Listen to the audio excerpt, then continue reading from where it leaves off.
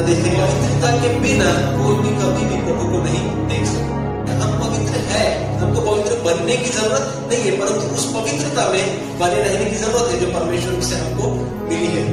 हमको क्या करना है या कैसे हम पवित्रता में बने रह सकते हैं? ये पवित्रता क्या है ना? पवित्रता का मेरे जीवन में क्या प्रभाव होता है? पवित्रता क्या है? क्या मतलब है पवित्रता का? What is holiness? पवित्रता जो है वो परमेश्वर का स्वभाव है। अगर आप पवित्रता में बने रहना चाहते हैं, पवित्रता में चलना चाहते हैं, अपनी शारीरिक अभिलाषाओं को खत्म करो और आत्मा में आज्ञा पालन में चलने की कोशिश करो। आपकी जान की कीमत से ज्यादा पवित्रता आपको कीमती होनी चाहिए। हमारा अंदर मुझे पसंद है प्रभु, लेकिन मैं पवित्रता को नहीं खोऊंगा। Hallelujah, hallelujah. सो इसीलिए मैंने आपको पहले प्रार्थना करने के लिए लगाया आत्मा में, ताकि आपका हृदय तैयार हो। हालेलुया। आइए हम वचन की ओर चले और टाइटल डीड जो है, टाइटल का वचन जो है उसको हम पढ़ेंगे। इब्रानियों की पुस्तक उसका 12 अध्याय वचन 14। हिंदी में इस प्रकार से लिखा है, सबसे मेल मिलाप रखो और उस पवित्रता के खोजी हो जिसके बिना कोई प्रभु को कदापि न देखेगा। हालेलुया। उस पवित्रता के खोजी बनो जिसके बिना कोई प्रभु को कभी नहीं देखेगा। तो कितने लोग जिनका उद्धार हो गया है? सबका उद्धार हो गया, पापों की क्षमा, अनंत जीवन जिन्होंने पाया है और जिनका बपतिस्मा हुआ है, सभी लोगों का उद्धार हुआ है। सभी लोगों ने यीशु को अपने जीवन का स्वामी स्वीकार किया है। सो मुझे बताओ, अगर उद्धार प्राप्त करने के बाद में आपका जीवन चरित्र नहीं बदलता, तो आप अपने उद्धार से चूक सकते हैं। या फिर जिस अनंत जीवन की आप आशा रखते हैं कि मरने के बाद में प्रभु के साथ पवित्र स्वर्ग में रहूंगा, तो माफ कीजिए, आप उससे चूक जाएंगे। क्योंकि परमेश्वर के वचन में लिखा है कि पवित्रता के बिना कोई भी कभी भी प्रभु को नहीं देख सकता। तो जब वहां जाएंगे उसके घर, या हम पवित्र स्वर्ग में हम जाएंगे, तो उसको तो वो तो वहां होगा ही ना। तो बिना पवित्रता के हम वहां नहीं जा सकते और बिना पवित्रता के हम उसको नहीं देख सकते। तो मेरे प्रियो, आज का हमारा जो संदेश का जो टाइटल है वो ये है कि हमको पवित्रता के खोजी होना है। क्या? सभी बोले, पवित्रता के खोजी हमें होना है। जोर से, पवित्रता के खोजी बनो। एक दूसरे को बोलो, पवित्रता की खोजी बनो। अच्छा, जब मैं आपको ये बात बोल रहा हूँ कि आपको पवित्रता की खोजी होना चाहिए, इसका मतलब मैं ये नहीं बोल रहा हूँ कि आपके जीवन में अभी भी पाप है, आप अभी भी गलत काम कर रहे हैं, आप अभी भी मूर्ति पूजा में हैं, आप बंधनों में हैं, आप उनको छोड़ दो और पवित्रता के पीछे चलो। ये मैं नहीं बोल रहा हूँ, ठीक है? मैं क्या बात क्लियर कर देता हूँ, क्योंकि धार्मिक जीवन जीना ये अलग है और पवित्रता की खोजी होना ये अलग बात है। मैं आपको बताऊं, पवित्रता की खोजी होने का मतलब यह है कि आप परमेश्वर के खोजी हैं। पवित्रता जिसकी मैं बात कर रहा हूँ वो साधारण चीज नहीं है। ये चंगाई, चिन्ह, चमत्कार, सामर्थ्य, पवित्र आत्मा की सामर्थ्य है ना, पवित्र आत्मा से भरना, भविष्यवाणी का दान, ये सारी बातें वो नहीं है। पवित्रता की खोजी, सिद्धता की ओर मैं आपको लेके चल रहा हूँ। मैं आपको आत्मा का मार्ग बता रहा हूँ जिससे आप सिद्ध हो जाए या सिद्धता के मार्ग में आप चले। पवित्रता की खोजी, आपको पवित्रता का खोजी होना है। और उसके लिए मैं फिर ये बात क्लियर कर देता हूँ कि आपका पुराना जीवन जो है उसके विषय में मैं बात नहीं कर रहा हूँ। आप धर्मी हैं, आप पवित्र हैं, क्योंकि प्रभु यीशु मसीह ने हमको क्या किया? हमको उसके कीमती खून के द्वारा, उसके कीमती लहू के द्वारा बलिदान करके हमको मुक्ति दिलाई, हमको छुड़ाया है ना। उसने हमको धर्मी ठहराया, उसने हमको पवित्र ठहराया है। हम पवित्र है, हमको पवित्र बनने की जरूरत नहीं है, परंतु उस पवित्रता में बने रहने की जरूरत है जो परमेश्वर से हमको मिली है। हालेलुया। तो हम कुछ बातों को देखेंगे कि हमको क्या करना है या कैसे हम पवित्रता में बने रह सकते हैं। ये पवित्रता क्या है ना? पवित्रता का मेरे जीवन में क्या प्रभाव होता है। सो एक और वचन हम पढ़ेंगे, जैसे मैं आपको बता रहा था कि सिद्धता की ओर हमको जाना है। दूसरा कुरिन्थियों का 7 अध्याय और पहला वचन। मैं कोशिश करता हूं कि ज्यादा से ज्यादा वचन आपके सामने लेकर आऊं, ताकि आपको प्रूफ कर सकूं, आपको साबित कर सकूं कि जो कुछ मैं बता रहा हूं वो परमेश्वर की इच्छा से और उसके वचन के अनुसार है। हालेलुया। तो सभी का ध्यान है? ठीक है, मैं आप लोगों के लिए इस वचन को पढ़ता हूँ। अतः हे प्रियो, जबकि ये प्रतिज्ञाएं हमें मिली है, तो आओ हम अपने आप को शारीर और आत्मा की सब मलिनता से शुद्ध करें और परमेश्वर का भय रखते हुए को सिद्ध करे। हेलो, परमेश्वर का भय रखते हुए पवित्रता को सिद्ध करे। कहने का मतलब कि तुम जो पवित्र हो उस पवित्रता में बने रहो, उसको अनंत तक, उसको स्वर्ग में जाने तक या फिर तुम्हारे शारीरिक मृत्यु होने तक उस पवित्रता में बने रहो, उसको सिद्ध करो आखिरी तक, तुम्हारे आखिरी सांस तक का उसमें बने रहो। सो एक चीज जो मैं आपको इन वचनों से बताना चाहता हूँ वो ये है कि हमको पवित्रता की खोजी होना है। हेलो, हमको पवित्रता के खोजी होना है, हमको पवित्रता को सिद्ध करना है, हमको उस पवित्रता में बने रहना है जो परमेश्वर से हमको प्राप्त हुई है। अच्छा, क्यों हमको पवित्रता के खोजी होना है? आपके मन में ये सवाल है, क्यों हमको पवित्रता के खोजी होना है? क्यों? परमेश्वर की जो कृपा है क्या वो हमारे लिए काफी नहीं है? परमेश्वर के वचन में भी लिखा है, जैसे पौलुस कहता है कि परमेश्वर की कृपा हमारे लिए काफी है ना? तो क्यों ना मैं जैसा भी चाहे अच्छा धार्मिक जीवन जी के मैं अनंत जीवन को प्राप्त कर सकता हूँ? क्यों जरूरी है मुझे पवित्रता को खोजना या फिर पवित्रता में जीवन जीना? क्यों हमको पवित्रता की जरूरत है? उसके कुछ कारण है, मैं आपको बताता हूँ। क्योंकि परमेश्वर ने हमें पवित्र होने के लिए बुलाया है। पहला थिस्सलुनीकी उसका 4 अध्याय वचन 7। हाँ, क्योंकि परमेश्वर ने हमको अशुद्ध होने के लिए नहीं परंतु पवित्र होने के लिए बुलाया है, ऐसा हम उस वचन में लिखा है। सो परमेश्वर ने हमको किस लिए बुलाया है? पवित्र होने के। दूसरा कारण क्यों हमको पवित्रता के खोजी होना है? परमेश्वर ने हमें इसकी आज्ञा दी है। पहला पत्रस उसका 1 अध्याय वचन 15।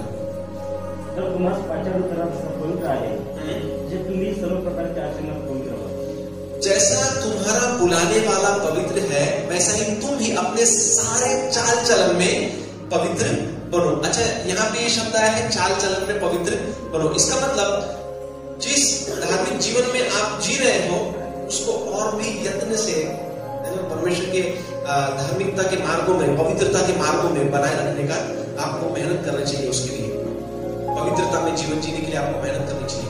सो आपको ध्यान देकर खोजना चाहिए आपके जीवन में ऐसी कौन सी बात है जो परमेश्वर के वचन के विरोध में है और जो मेरे जीवन में है, और उसको उस चीज को मेरे जीवन से हट जाना चाहिए, या उस स्वभाव को या उस विचार को मेरे जीवन से हट जाना चाहिए, है ना?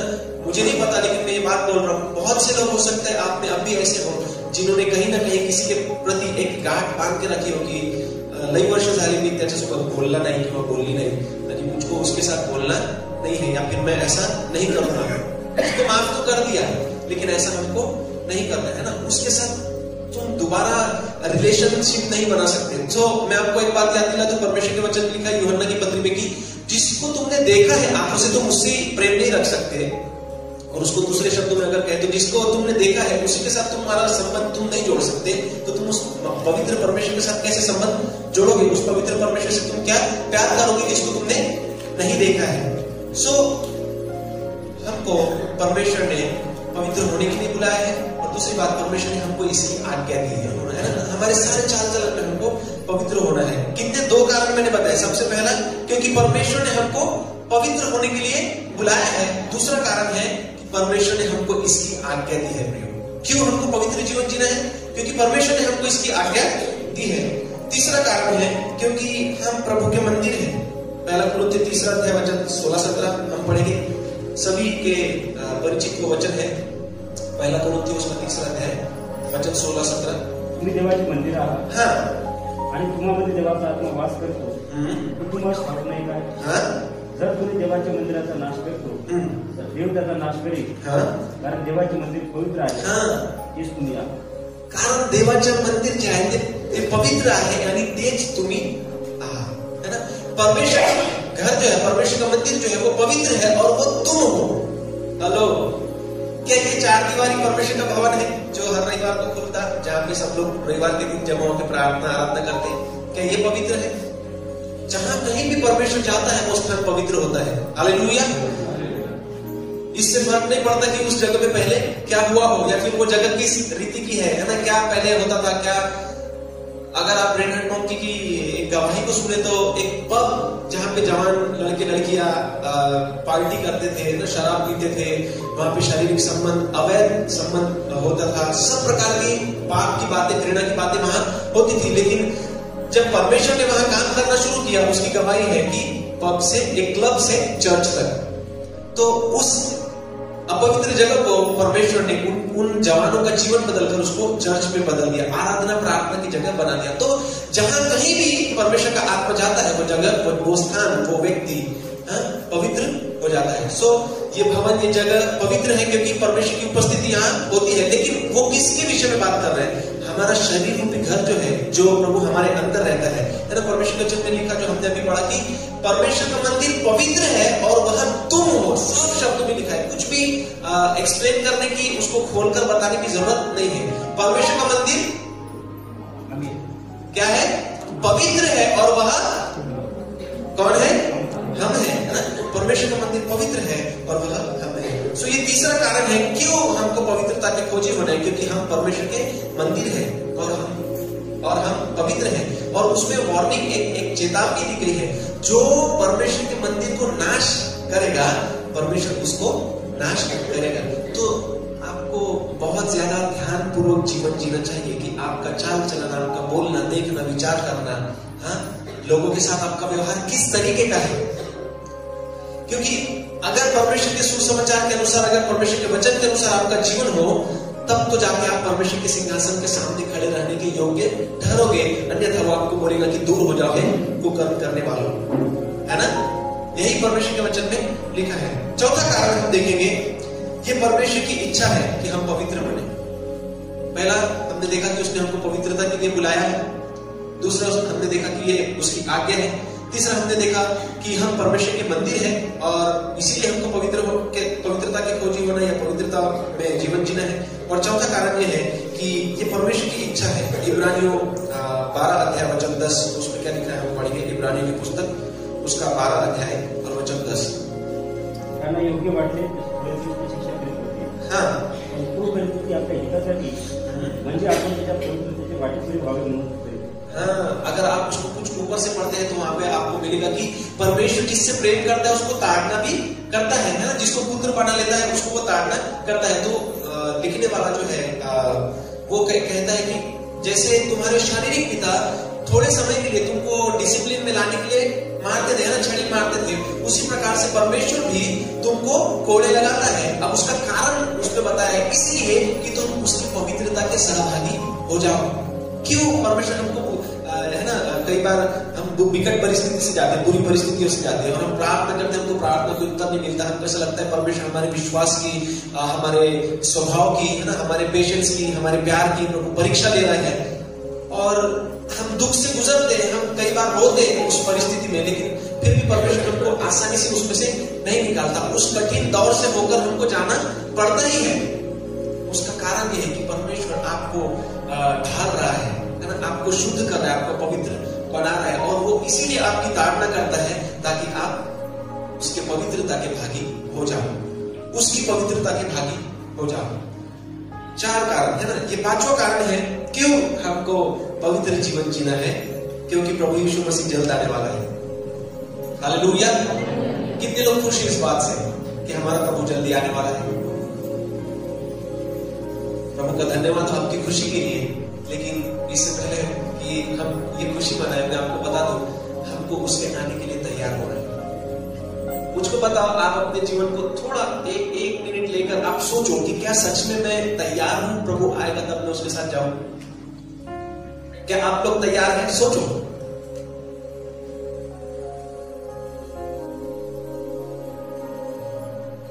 कठिन है ना। कई बार हम अगर अपने आप को पलट कर अगर हम देखें, अपने आप को अगर हम झांकते हैं तो हम पाएंगे कि अरे कुछ बातें मेरे जीवन में अभी जिसके लिए मुझे पश्चाताप करने की जरूरत है, जिसके लिए मुझको प्रार्थना करने की जरूरत है ना। और मैं अब तक भी, अच्छा ठीक है, आप भले ही गलत जीवन न जी रहे हो, आप अशुद्ध या अपवित्रता में जीवन नहीं जी रहे हो, फिर भी आप सोचेंगे कि वो जो वैसा जीवन मुझको जीना है, वहां जो उस लेवल तक मुझको जाना है, वो जो शुद्धता, वो जो पवित्रता है, ताकि मैं परमेश्वर को देख सकूं, वो मुझको प्राप्त करनी है। वो अब तक मुझको प्राप्त नहीं हुई है। वो समझ, वो ज्ञान, परमेश्वर के प्रति प्रेम, लगाव, है ना, वो इच्छा, वो मुझको अब तक प्राप्त नहीं हुई है। इसलिए हम सोचेंगे कि नहीं, अब भी कुछ बाकी है। इसका मतलब आप प्रभु के आने के लिए तैयार नहीं है। तो आखिरी क्या कारण है? क्योंकि हमारा प्रभु यीशु मसीह जल्द आने वाला है। और उसके लिए हम पढ़ेंगे दूसरा पत्रस उसका 3 अध्याय वचन 10 और 11 हम पढ़ेंगे। वहां पर इस प्रकार से लिखा है कि जबकि ये सब वस्तुएं इसी रीति से पिघलने वाली है, तो तुम्हें पवित्र चाल चलन और भक्ति में कैसे मनुष्य होना चाहिए। पत्रस जब बात लिख रहा है तो वो पूछ रहा है कि भाई जब इतनी खतरनाक परिस्थिति होने वाली है तो तुम्हारा जीवन कैसा होना चाहिए। जैसे मैं बहुत सारे लोगों से पूछता हूँ कि आपने जब विश्वास किया, आप पीछे जाके देखो कितने साल हो गए और अब आप देखो कहाँ है। मैं उनको जब धमकाता हूँ, डांट लगाता हूँ, तो मैं उनको बोलता हूँ, इब्रानियों की पुस्तक में लिखा है कि समय के हिसाब से तुम लोगों को क्या हो जाना चाहिए, गुरु हो जाना चाहिए था। लेकिन तुम्हारी परिस्थिति अब भी ऐसी है कि तुमको कोई बेसिक बातें, परमेश्वर के वचन का बेसिक डॉक्ट्रिन जो है ना, जैसे छोटे बच्चे को हम दूध पिलाते हैं, वही दूध की अपेक्षा तुम अभी भी करते हो। सो पत्रस भी यहाँ पर उसी बात को दोहराता है और वो बोलता है कि आपके पवित्र चाल चलन में आपको कैसा व्यक्ति होना चाहिए, पवित्र चाल चलन में और भक्तिमय जीवन में आपको कैसा व्यक्ति होना चाहिए। उसमें लिखा है कि भय के साथ अपने परदेसी होने का समय बिताओ। भय के साथ रोज का जो जीवन है आपका, आप और लोगों के समान नहीं जी सकते। आनंद खुशी, मेरे कहने का मतलब ये नहीं कि आप आनंद और खुशी न मनाएं। कहीं पर भी आप जाए, किसी भी लोगों के सामने, हमको बोला गया है कि हमको हमेशा आनंदी रहना है, लेकिन हमको एक तरफ हमको जागृत रहना है कि मेरा प्रभु आने वाला है और मुझको इस संसार की अशुद्धता से खुद को बचाए रखना है। हेलो, हमको खुद को अशुद्ध नहीं होने देना है। जैसा संसार करता है वैसा हमको नहीं करना है। एक जगह शायद इब्रानी की पुस्तक में लिखा है कि, रोमियो की पुस्तक में, कि इस संसार के स्वरूप न बनो, है ना, इस संसार के सदृश न बनो। रोमियो की पुस्तक में लिखा है 12 अध्याय वचन 1 और 2, अपने आप को जीवित, अपने शरीर को जीवित, पवित्र और भाता हुआ बलिदान करके परमेश्वर को चढ़ाओ, है ना। तुम्हारे मन के नए हो जाने से तुम्हारा चाल चलन भी बदलता जाए। सो हमारा चाल चलन जो है मेरे प्रियो, वो बदलना जरूरी है। हमारा चाल चलन जो है पवित्रता की ओर बढ़ते रहना जरूरी है। सो हमने आखिरी बात जो देखी वो ये है कि हमारा प्रभु यीशु मसीह जल्द आने वाला है। मैं आपको बताऊं, आपको समय के विषय में थोड़ा जागृत हो जाना चाहिए। कौन सा समय चल रहा है अभी? ये बात हम सभी जानते हैं कि अंतिम समय चल रहा है। मैं आपको लेके चलता हूँ एग्जैक्ट पॉइंट पर, हम कहाँ चल रहे हैं इस समय में। मत्ती रचित सुसमाचार उसका 24 अध्याय हम निकालेंगे और वचन 3 से, क्योंकि आप सभी लोग जानते हैं कि उस घटना को जानते हैं, इसलिए मैं आपको बोलूंगा 3 से हम आगे पढ़ेंगे 8 तक। शिष्य त्याच्याकडे एकाकी म्हणाले, या गोष्टी केव्हा होतील आणि आपल्या येण्याचे व या युगाच्या समाप्तीचे चिन्ह काय, हे आम्हाला सांगा।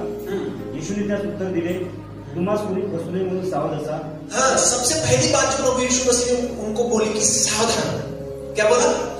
सावधान। उसने ये नहीं बोला कि अच्छा वो संसार का समय जब आएगा निकट तो ऐसा ऐसा ऐसा ऐसा होगा। उसने सबसे पहले उसके शिष्यों को आगाह किया, उसने चेतावनी दी, है ना, उनको सावधान किया, उनको बोला कि सावध असा, कोणी तुम्हास फसू नये, है ना। आगे, कारण पुष्कळ जण माझ्या नावाने येऊन मी ख्रिस्त आहे असे म्हणतील, पुष्कळास फसवतील।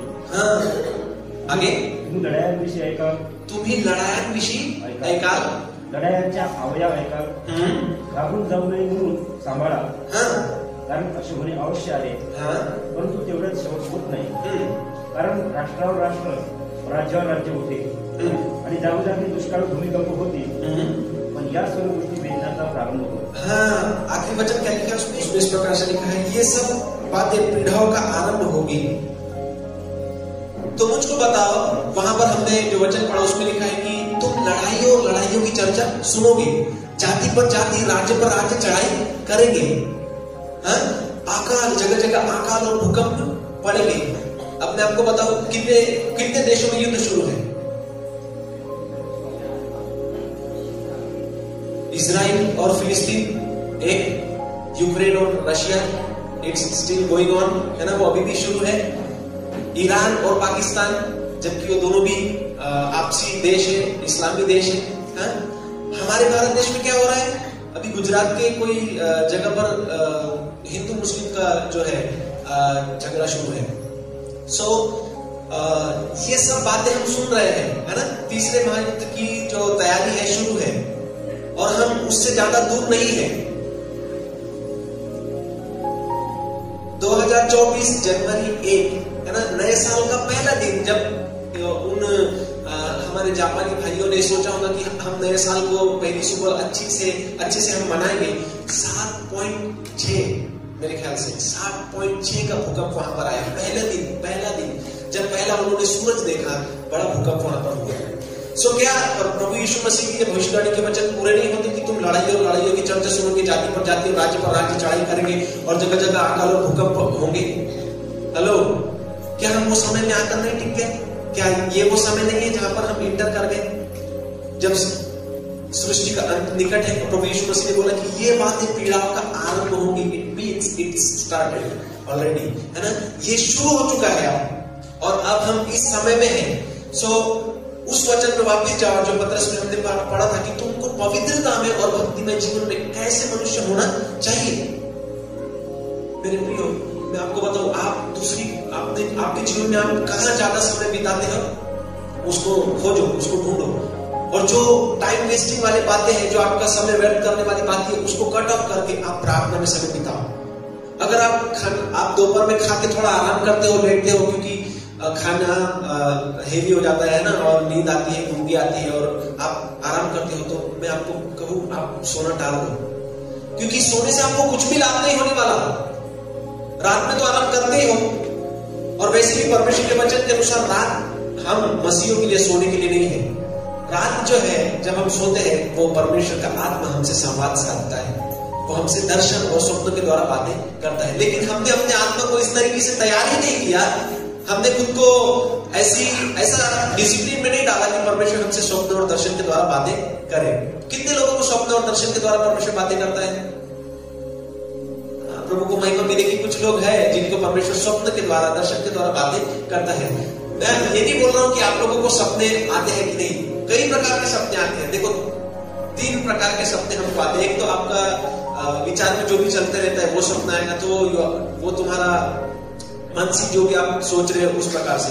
एक होता है जो शैतान आपको अटैक करने की कोशिश करता है, और एक होता है परमेश्वर आपसे संवाद साधने की कोशिश करता है, आपको कुछ दिखाना चाहता है, आपको कुछ बताना चाहता है। इससे पहले कि कोई चीज हो, इससे पहले कि किसी का मृत्यु हो, इससे पहले कि कोई किसी के जीवन में बुरी घटना हो, परमेश्वर आपको आगाह करना चाहता है। और उस सपने के बाद वो चाहता है कि आप उठे और उस व्यक्ति के लिए या इस चीज के लिए आप प्रार्थना करें।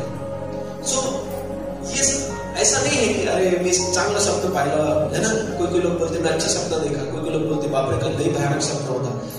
आपको सपना इसलिए नहीं आ रहा कि आप उसका आनंद लें, आपको स्वप्न इसलिए आ रहे हैं कि परमेश्वर आपसे बातें कर रहा है, और वो चाहता है कि आप जागृत हो जाए।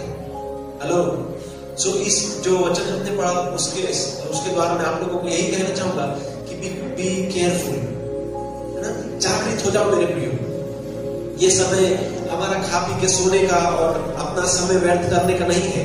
परमेश्वर के एक अच्छे दास ने वो कहते हैं कि I beg you don't waste your time. हिजकियल फ्रांसिस वो कहते हैं कि मैं आपसे भीख मांगता हूं कि अपना समय बर्बाद मत करें, क्योंकि परमेश्वर की महान बुलाहट आपके जीवन पर है। सो प्लीज आप अपने समय को व्यर्थ न करें। जो ऐसा नहीं मैं कह रहा हूं कि मोबाइल न देखिए, जो ज्यादा मोबाइल देखते हैं वो लोग छोड़ दो उसको, और प्रार्थना में आप लग जाओ, प्रार्थना करो। ठीक है, ये चीजें हमने देखी कि हमको क्यों पवित्रता की खोज करनी है। क्यों करनी है? क्योंकि परमेश्वर ने हमको पवित्र होने के लिए बुलाया है। दूसरी बात, परमेश्वर ने हमको इसकी आज्ञा दी है। तीसरी बात, हम परमेश्वर के मंदिर है। चौथी बात, ये परमेश्वर की इच्छा है। और आखिरी बात जो है, जो बहुत महत्वपूर्ण है, हमारा प्रभु यीशु मसीह जल्द आने वाला है। और हमने जो शुरुआत का वचन पढ़ा उसमें लिखा है कि उस पवित्रता के खोजी बनो जिसके बिना प्रभु को कोई कभी नहीं देखेगा। तो प्रभु आने वाला है और आपको उसको देखना है।